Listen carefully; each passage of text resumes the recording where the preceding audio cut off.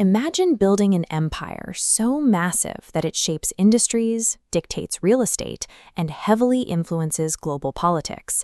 Now, imagine you died 50 years ago, yet every single dollar of that empire still strictly obeys your final instructions.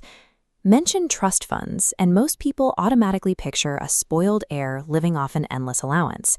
But rich families understand a dangerous truth. Direct inheritance is financial suicide. 50 years of relentless work gets dismantled in a single afternoon if the transfer relies on emotional judgment of living family members rather than a controlled system. When capital passes straight into the hands of heirs, the founder loses control. Businesses get sold off. Land gets divided. Portfolios are liquidated for reckless lifestyles.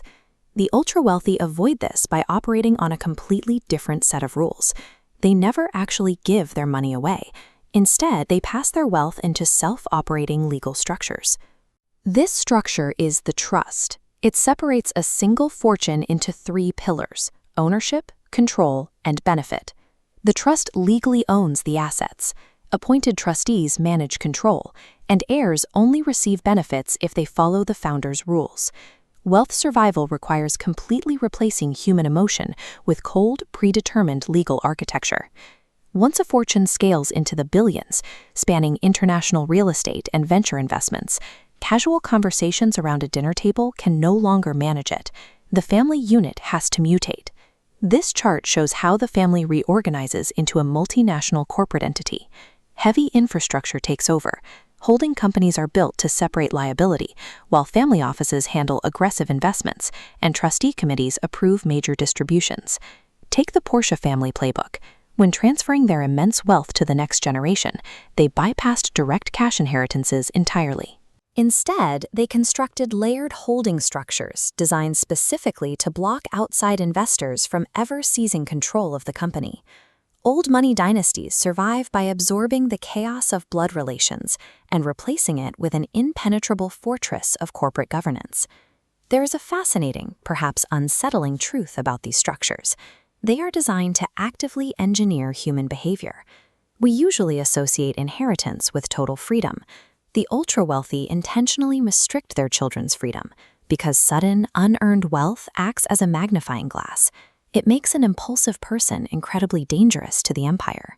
To prevent destruction, founders build an incentive trust. It might fund a top-tier education, but will deny a luxury lifestyle. Money distributions only trigger when the heir hits milestones: graduating university, building a business, or maintaining a clean record. The system acts as an ever-watchful entity.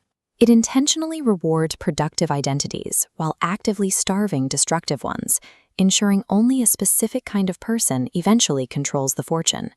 The ultimate superpower of a trust has absolutely nothing to do with buying yachts or mansions.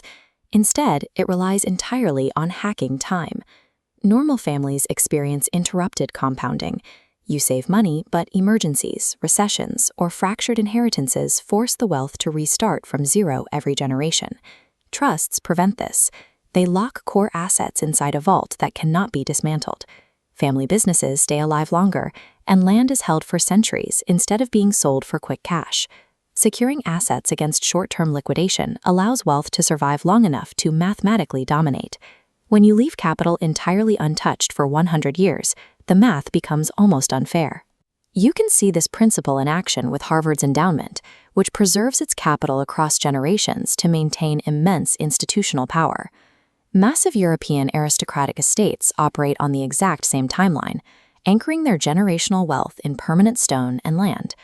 Their golden rule is simple: preserve the core capital forever, spend a fraction of the returns, and use that continuity to influence global politics and media across generations. New money focuses on buying freedom. Old money focuses on extending the lifespan of the system itself.